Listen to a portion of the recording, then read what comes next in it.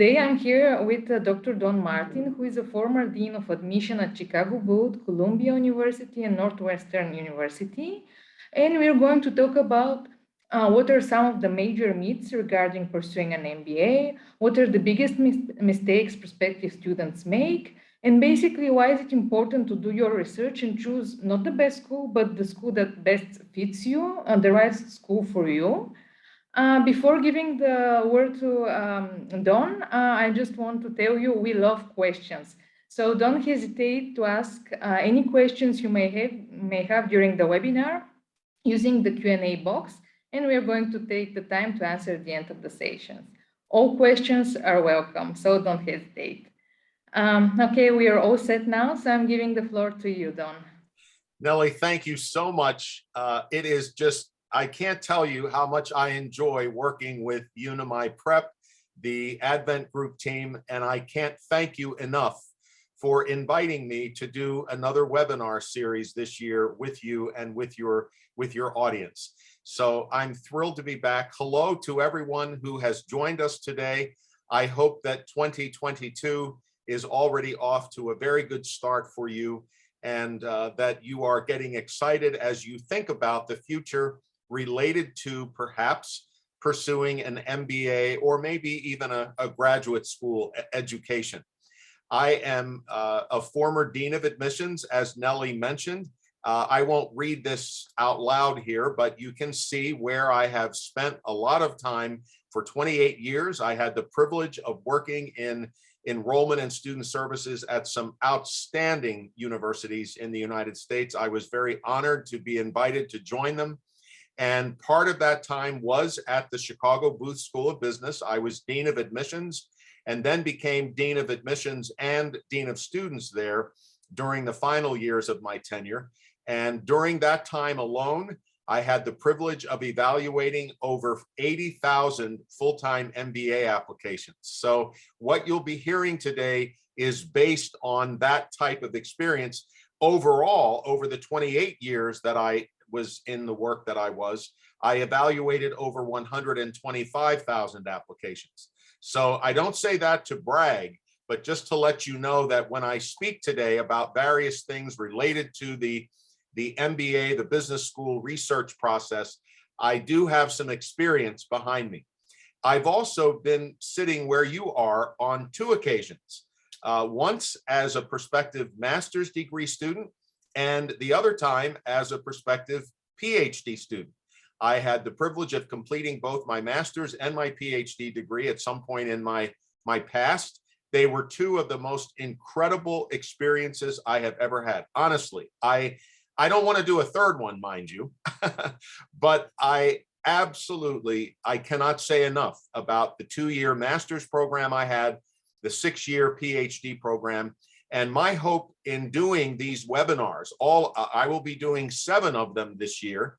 This is the first one in 2022. There will be 6 more after this one, and we'll be talking about some of the upcoming ones that are coming up a little sooner.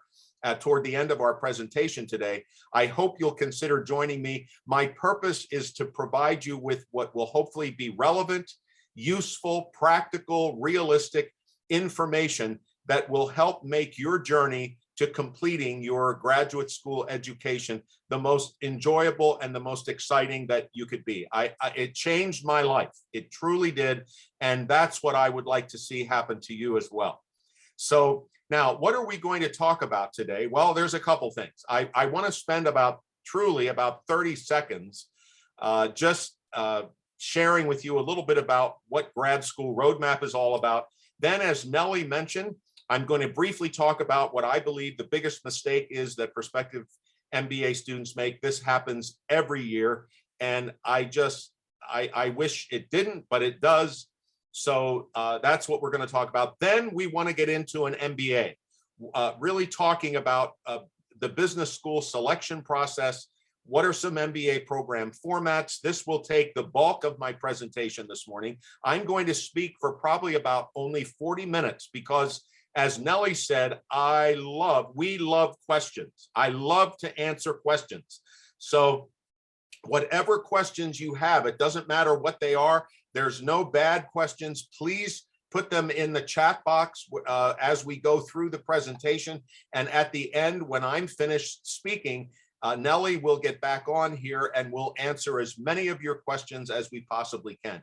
So, and then after we talk about the MBA program and the MBA program formats, I'm going to spend a moment telling you a little bit more about my book, about some application coaching that I do. We're going to talk about those upcoming webinars, and then we'll be answering your questions. So hang on, put your safety belt on. Here we go. Okay. So first of all, here's just a little bit of information about Grad School Road Map. I founded the company in 2008 after I wrote my book, Road Map for Graduate Study. We consist of former graduate admissions deans, directors, members of admissions committees, individuals that have been in this process of helping students navigate the application process for their graduate degrees. And so we've been doing this. We've coached over 500 prospective graduate students so far to date with a 97% acceptance rate. It's been a very, very amazingly wonderful experience. I can't say enough about it. That said, let's go to our first point of the day. And if you do not take anything else away from what I share with you now, I hope you will take this away.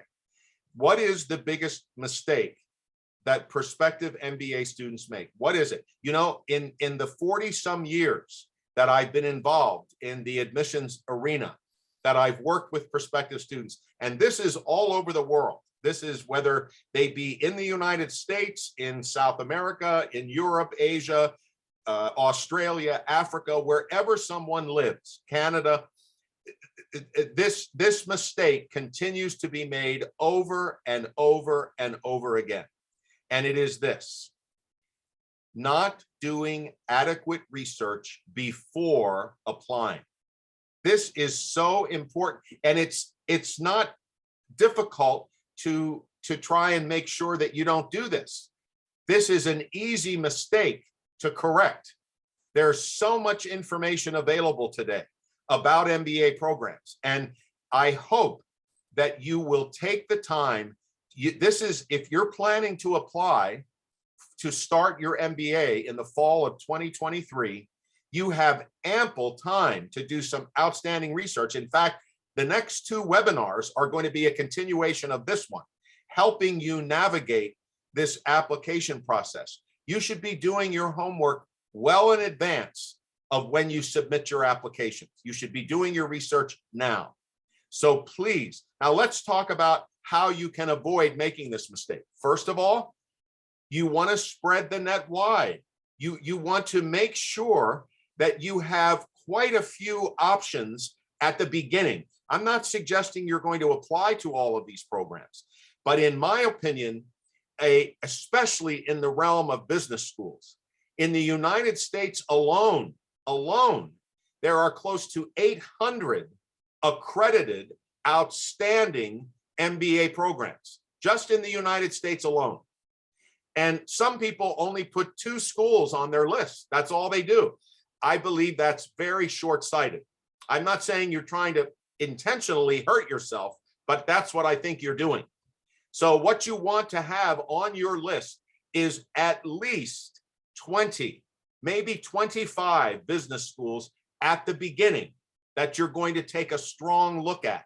You won't apply to all of these, but that's where you want to start. Now, what do you do once you get some of these schools that you want to take a look at? You create a spreadsheet and place those schools in alphabetical order on that spreadsheet. Just list them, all 20, all 25, all 15. Certainly don't go with less than 15 when you're starting your research. And what do you want to look at? What do you want to compare? This is the key. What is it that is most of interest to you? Are you ready? Take a look at this list. And this is just a sample of all kinds of aspects of an MBA program that you want to be looking at. These are, let's take a look over here at the very first one in the upper left-hand corner of my screen. Geographic location, cost of living. Would that be important to you? What about in the second column, the third one down, curriculum overall? Don't you want to know something about the actual curriculum? And further down, curricular flexibility, the availability. Do they give you the chance to take some elective courses? How about interaction with faculty? How about communicating with current students and alumni? If you don't do anything else, you should reach out to current students and recent graduates to ask them, what did you think of this program? If you had it to do over again, would you go there again? Don't you want to know that? That is very, very important. Look, these are just some. These are just some of the many in my book. In the first chapter, I list, most of these are on it, but some probably are not, about 26 areas you may want to compare. And you should do a thorough comparison on your spreadsheet. List all of the institutions, the business schools in alphabetical order, and then fill in what are the 10, 12, 15 areas you want to compare. This is about your education, no one else's. It doesn't matter what anybody else thinks, really. It matters what you think after you've done your research about where you're ultimately going. Most MBA applicants apply to between maybe 5 to 7 MBA programs on average. So you start out with this group of 20, 25, and you begin to narrow it down, not based on what somebody else thinks, not based on what your parents or your professor, or I don't mean that you discount everything they say, but word of mouth and rankings often are the only two sources of information for students when they're choosing where they're going to apply. I think that's very short-sighted. I'm not saying you discount that, but if that's your only way of ranking the programs you're thinking about, you're hurting yourself and you're missing out. Do you know there's a top program in the United States? I just think this MBA program is phenomenal. You know why? Do you know what they do?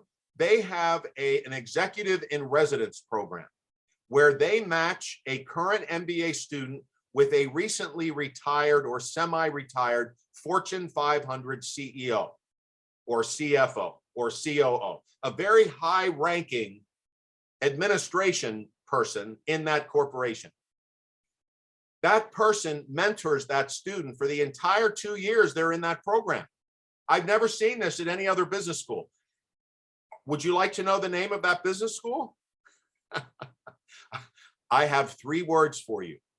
Do your research. These are things you want to find out about because that program could be something that really meets your needs. It just may not be ranked in the top 10. I'll get to rankings later, but this is so important that you take the time to really do some research. There's so much information out there. There really is no excuse that you don't have enough information to do this. Okay, then, as I said, once you've taken a look at that list, let's go back one more time. Once you've done all of this, then what do? You want to do some comparison shopping. Say, okay, now I've looked at all the information on these 15 or 20 or 25 programs, and here's what really, these are the 6 or 7 or 10 or 5 that really match what I am looking for. Please remember, this is nobody's MBA application, but whose? Yours. That's all it is. And please, lastly, please remember, perception about programs is where you end up after you've done your comparison shopping. It's not where you start out. When I used to represent Chicago booth at an admissions event, students came up to my table only because we happened to be ranked in the top 10 that year. If we had been ranked number 25, they probably wouldn't have come to see us, which is, I don't understand that, because out of 800 accredited phenomenal business schools in the United States, do you mean to tell me there are only 10 that are worth your time? That doesn't make any sense. But that's what often happened. How sad. There might have been 50 business schools in that room that night that were being represented. They only wanted to come to 5 or 6. That's a shame. If you go to a graduate school event, a graduate fair, Unimi Prep, I may not have that name correctly. Nellie can help me later on to make sure that I'm telling you the right name, but they offer access MBA events. They host them all over the world, so you can meet all kinds of admissions representatives. There are other organizations offering graduate school fairs. If you go to one of those, you do yourself a disservice if you only stop at 5 tables. You should stop at all of them, at least get some information. It doesn't mean that it'll make it onto the list that you're going to do some comparison shopping with, but at least you've checked out a little bit more. So I've taken a lot of time on this first point, but that's deliberate. This is the biggest mistake. I can't tell you how many times as a dean of admissions, dean of students at Chicago Booth, I sat behind my desk for open office hours when students could come in and meet with me without making an appointment. And they would get in there and say, Dr. Don, I hate it here. I do not like Chicago Booth at all. This is the biggest mistake I ever made. That was so hard for me to hear. And that is usually completely avoidable. You can get enough information ahead of time to generally make the best decision about where you're going to attend. So please, please, please, please, what's my point? Do your research. Okay. All right. Now let's move on. Why an MBA? Before you decide what schools you might be thinking about, you probably want to have some ideas about why are you thinking about doing this, right? So what's one possibility? Well, are you looking for career advancement? Is this something you believe will provide you with an opportunity to advance your career in some way? That's a great reason, but you want to be aware of these things. Another one is better career opportunities. Perhaps you want to switch a career. Maybe you want to do something else and you see the MBA as an opportunity to pivot, to make a change, and to do something in that way. Thirdly, to develop some of your maybe you want to further develop your management skills, your business management skills. That's a great reason to consider an MBA. These are all good reasons, but they may not all be yours. And there could be some here that I don't list that are on your list. Maybe some of you are thinking that eventually you'd like to have your own business like I did. You want to start your own company and you'd like to develop better entrepreneurial skills and information about doing that. That's a great reason. Another reason, as we said, maybe you're making a career transition. Maybe you're changing. Some students have been in, let's say, consulting, and they want to move into accounting, or they've been in investment banking and they'd like to shift more toward marketing, or the other way around.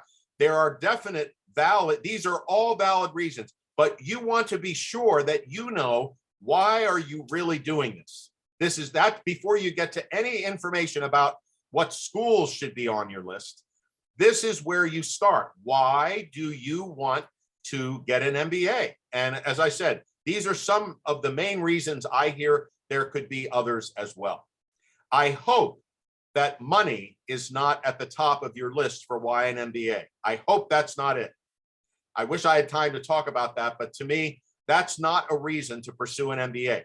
Do you earn more money when you do earn your MBA? Yes, of course. But that should not be your primary reason for doing this by any means.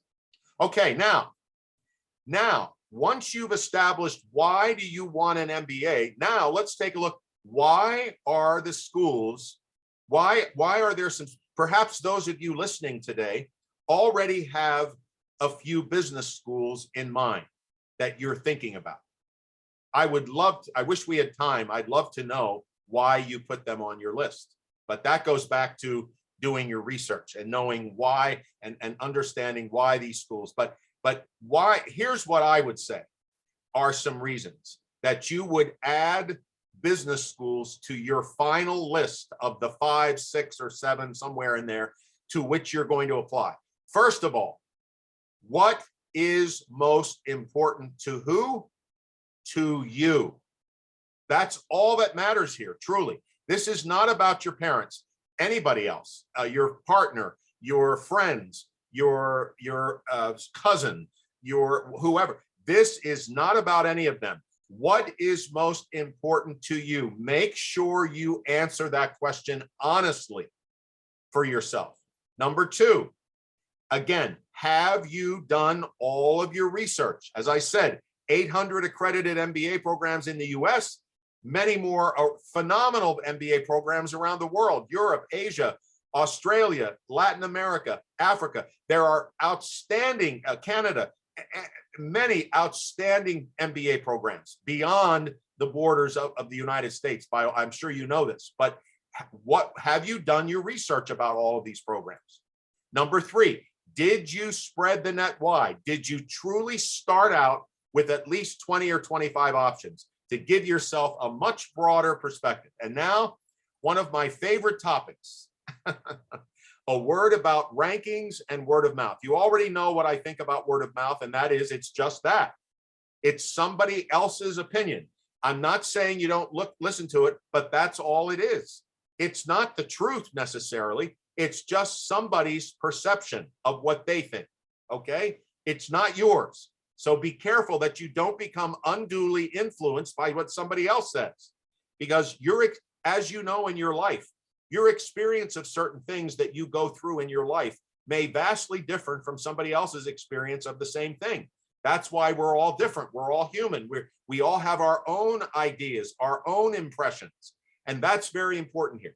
Now, a word about rankings.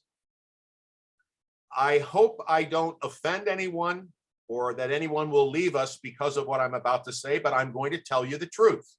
I'm not going to sugarcoat this. I'm going to tell you the truth. I have been doing admissions work for 42 years. I know I don't look that old. I started out when I was 10.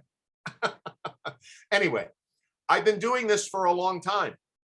In all of those years, I have yet to see any credible, reliable, valid research that shows that the ranking of the program you attend causes you to be more or less successful when you finish.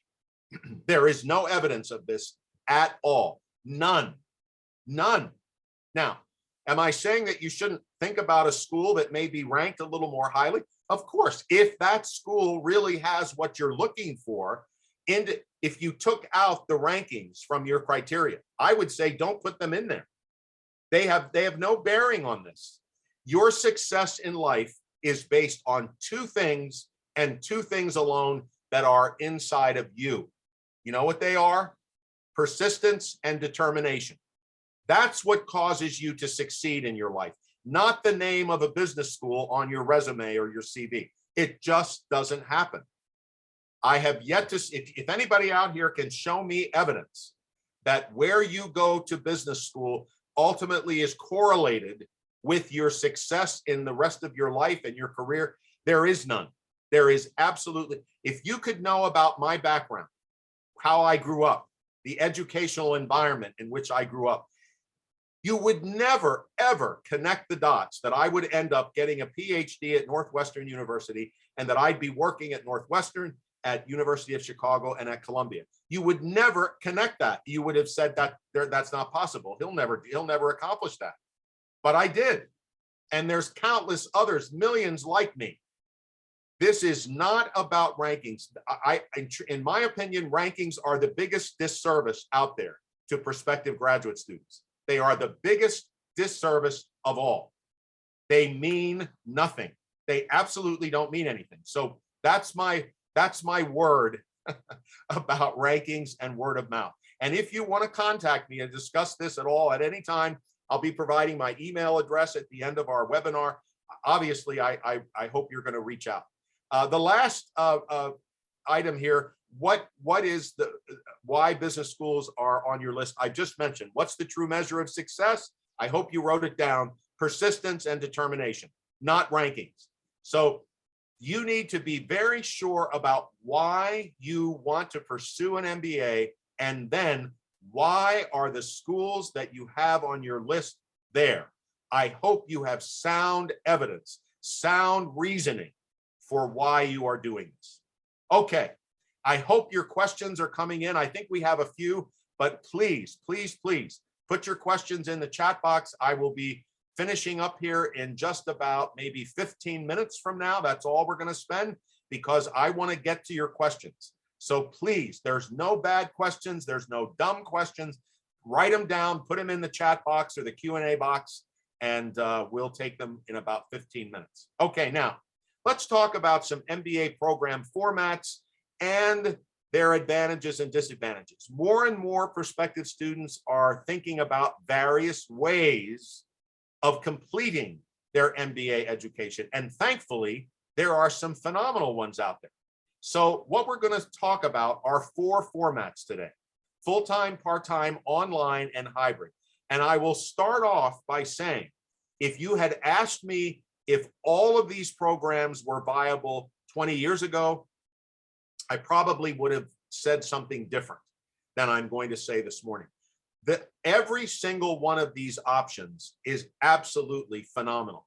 There are outstanding full-time, part-time, online, hybrid programs all over the world. So please do not assume anymore that you only have to go full-time. Now, if you want to go full-time, that's absolutely fine. That's why that's an option. But these other options have grown in popularity and most of all in quality and the results of what students get from these other type of programs. So now keep in mind that not all of these degrees will be available at every institution you're considering in every format. There may be a business school that only offers a full-time program, or one that only offers an online program. We don't know, but so you're not going to find all 4 of these options at every business school. Now, this upcoming list that I'm going to provide of the pros and the cons of each of these 4 options, this is not what we might call a complete exhaustive list. It's something to kind of provide you with a general idea, or maybe an overview of what is available. And so that you can ask yourself as you think about it, well, is that an option that would really appeal to me? Do I think I would enjoy learning in that particular environment? That's what we're trying to ask here today. So let's start with full-time very quickly. Of course, this is one option that most people know quite a bit about. Obviously, the advantages or the pros of this are that you get a chance to completely kind of leave anything else, your full-time job, other things behind for a moment, and you can completely immerse yourself in every particular part of the program, whether it's academics, whether it's networking, social activities, student organizations, volunteer work, career services. You have an opportunity to just fully immerse yourself. Typically, although this is changing a bit, especially with part-time programs, there's more and more aid available in part-time programs than there used to be, but still, usually the largest amount of funding for MBA education is still available in the full-time program. And you probably will finish a bit more quickly because you're just going right through. You're not working on the side. You're not doing other things. You are absolutely focused on this program. Most full-time MBA students do finish their program in 18 to 24 months. Usually that's the time frame when they finish. Now, there could be a con or the downside of this is leaving a full-time position, having no income for this period of time and no benefits perhaps, and very much a change in your entire financial situation, coupled with taking on a very large financial responsibility. So these MBA programs are not cheap.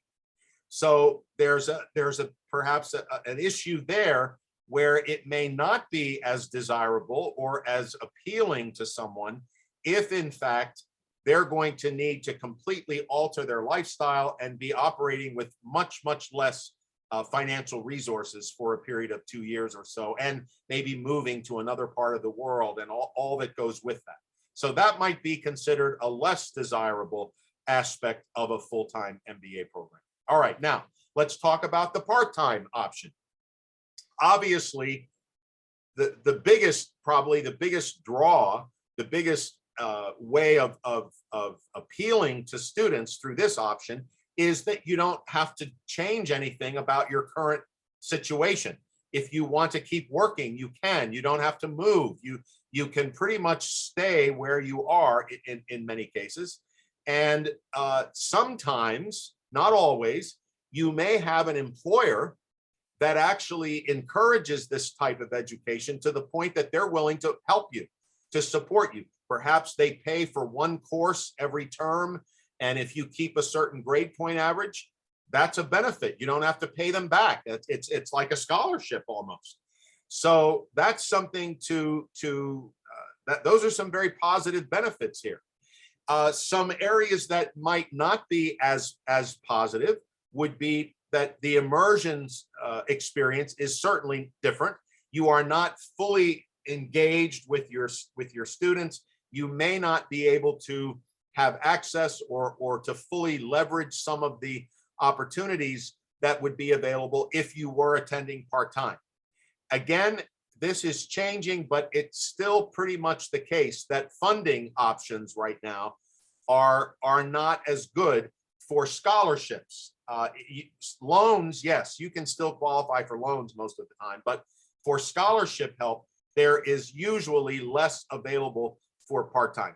Obviously, it takes a little longer. That's something you need to keep in mind. Are you prepared for maybe a 3 or 4 year journey to completion, which takes a lot of persistence and determination? I actually kind of combined both of these options in my own journey. I started out both of my master's, the first year of my master's program and the first 2 years of my doctoral program were full-time. The second year of my master's program and the remaining 4 years of my PhD were part-time.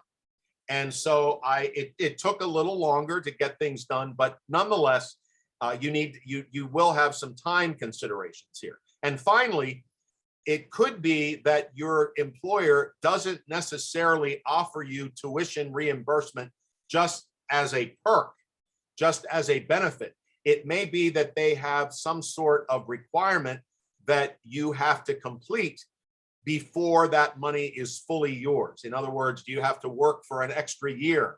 If you leave sooner, would you owe them money? So obviously, you want to check that out. That may be a cause for you to think a little less of this option.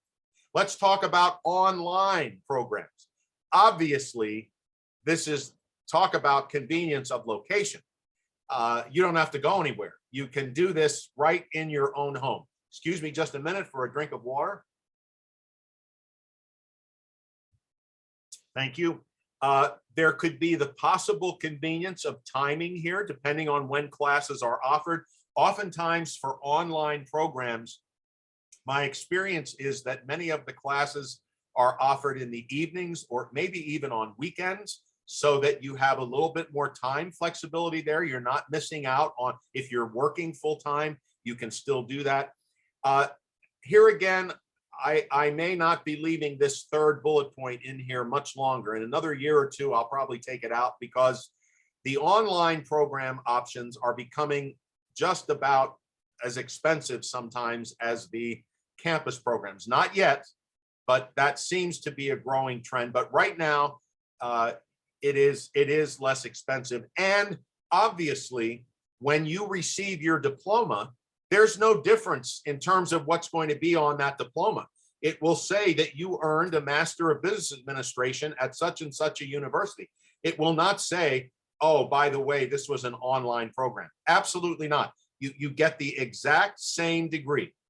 The one downside for some candidates that think about this is the lack of networking opportunities or social opportunities. But again, that may not be of interest to everyone.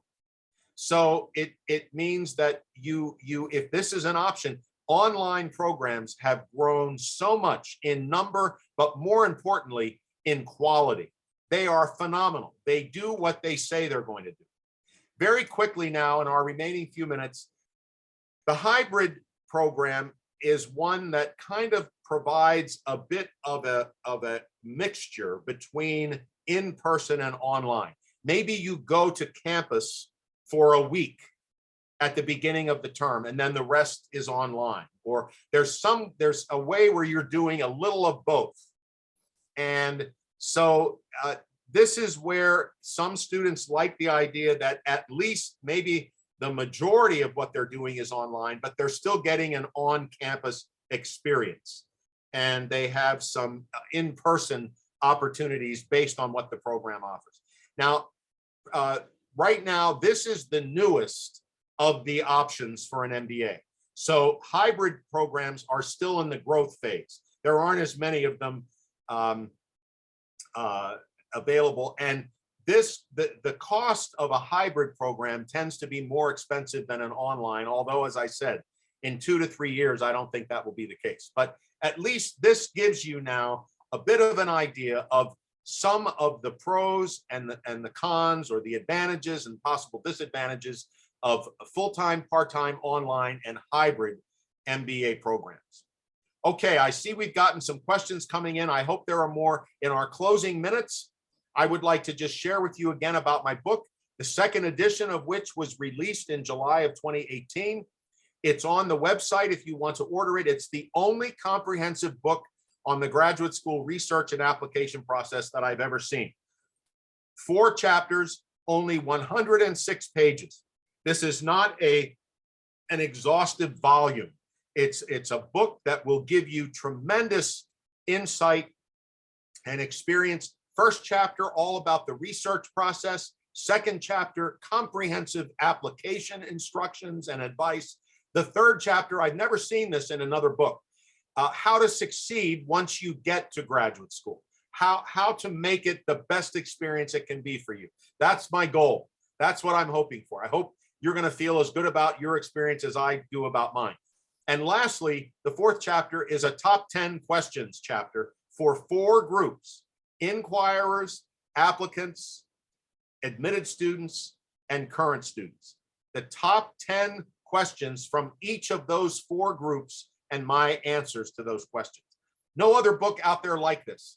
I hope you'll think about purchasing it. If you go onto the Grad School Road Map website, you'll have that address shortly here, and you go to the book page and you type in for the special promo code, all capital letters, GSRM, which stands for Grad School Road Map, you will receive a 50% discount on the price of the book. So I hope you'll give it some thought. Coaching, I do offer one-on-one coaching with clients. As I said, I've worked with over 500 now so far. Phenomenal working relationship and results. Admission-wise, it does not cost thousands of dollars by any means. And if you'd like a free consultation, you can go on the website and reach out to me. Click the contact form, free 30-minute consultation to discuss your coaching requests and questions and my services. Okay, I believe that we are getting close to your questions. I see there's more coming in. Please, this is wonderful. I hope you have a lot of questions for Nellie here. But before that, here's some upcoming webinars to keep in mind. A month from today, March 15th, we will be doing our 2nd edition of the Choosing the Right Business School with a checklist of what you should be doing 12 to 7 months out before you apply. Very, very practical, helpful information.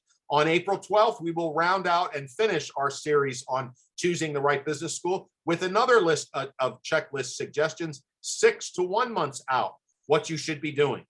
And then in June, a topic that is often overlooked in the MBA and graduate school admissions process in general is the issue of letters of recommendation. These can make or break an application, and they're often treated with very, very little time or concern. And I want to spend some time really sharing with you about how this part of your application can absolutely make or break it. So I hope you'll join us for any or all of these. It would be great to see you back. I so appreciate that you took this time with me today, as this is, as I said, our first webinar of 2022. Here's my contact information, my email address, my phone number, Grad School Road Map website there at the bottom of the page if you want to contact me that way. Please don't be a stranger. I'm here to help in any way I can. I love what I do. I love working with prospective students and current students. It's been the joy of my career. And with that, I think I've gone over by just a minute or so what I wanted to do. My goal was to finish by just about 40 minutes in, and I think we've been able to do that. I see Nellie is back on. So Nellie, Thank you again for giving me this incredible opportunity to speak with your audience. I will now stop talking and see if we have any questions. Thank you very much, Don, for sharing your knowledge and these wonderful tips. Indeed, we have a few questions, and I'm sure you'll be very happy to hear I'm them. very happy. That is good news. Let's hear them. Okay, let's see. I see a big difference in the admission fees for the different MBAs. Some are very expensive, some are cheaper. Can you tell us what stands behind the fee? What should we be careful about? I believe if I heard this question correctly, Nelly, this individual is asking about the application fees that are associated when you apply. Is that right? It's written admission fees against the worth of the whole MBA program. Okay, all right. Well, first of all, for whatever reason, there does seem to be a higher cost for application fees and tuition and other expenses at institutions that seem to be more highly ranked, to be honest. There doesn't seem to be any other reason why that is the case. And to me, the cost of a program does not have anything to do with the quality of that program. That's another myth that we are told by retailers and by our whole society, that the more you pay for something, the more worthwhile it is. And I don't always believe that's true. I do believe in that there are programs, MBA programs out there that cost far less than some others, but are just as excellent in terms of their curriculum, their faculty, their career services options, and the success of their graduates. This is absolutely true. So I'm so glad you asked that. In my opinion, the cost of a program is something to consider on your spreadsheet, but you should not associate a higher cost with higher quality by any means. That is absolutely not true. Excellent question. Thank you, Don. I think that was very helpful. Okay, another interesting situation here. There is this person saying, I'm 34 years old and I think I'm too old for an MBA and I don't have enough experience for an executive MBA. What should you advise me? Do you think I will qualify for an MBA? Well, I would love to chat with you later if this person is still here and you can reach out to me. I would be happy to chat with you. I do not believe that at 34, you're necessarily too old for an MBA program. When I worked at Chicago Booth, the age range of our students was 24 to 42. Now, we did not met a lot of students that were in their late 30s and early 40s, but we certainly admitted quite a few in their 30s, in their early 30s, which I would say you are. So I really, at this point in time, if you're planning to apply for the fall of 2023, by that point, perhaps you might be 35 years old. I wouldn't wait too much longer before you would do this. But depending on what you bring to the table academically, professionally, your background, business schools look for a wide variety of diverse students. They really do. I did at Chicago Booth. We wanted students from a wide range of ages, backgrounds, professions, academic majors. This is what we wanted. It so enriched the experience. So I would gently, but definitely probably disagree that you're too old to think about an MBA. I don't believe that. But please feel free to reach out to me via my email address or the contact form on the website. I'd love to chat with you more if that would be of help. Thank you for this positive answer, Donna. I think a lot of people will be very happy to hear this answer. Good. Okay, and we have one last question and still time for more. If someone else wants to join and ask a question, don't hesitate to do it. Now is the right time. These are great questions, so please keep them coming. Okay. There is a question about the online MBAs, and Yes, the person saying, do you think that potential employers will take me seriously if I have done online MBA in comparison to a traditional MBA? absolutely. Absolutely, yes. No doubt about that. Now, one way for you to really confirm that, however, is to where the institutions you're considering that would offer an online MBA program, contact the admissions office and ask them if they have any information on placement statistics for their online MBA degree graduates. There are so many now who've been offering these programs for 20 years or more. And they wouldn't keep offering them, by the way, if there wasn't a success rate at the other end. They just wouldn't do that. But the best way to find that out is if it's not on their career services webpage, if they don't have information about that, you can reach out to the admissions office. They might direct you to an email that you can use for the career services office. But that's a question you would want to ask. I suspect the answer would be absolutely yes. Absolutely. The quality of the online MBA program has only increased over the years. And I now have absolutely no concern about recommending that as a viable option right up there with full-time programs. Excellent question.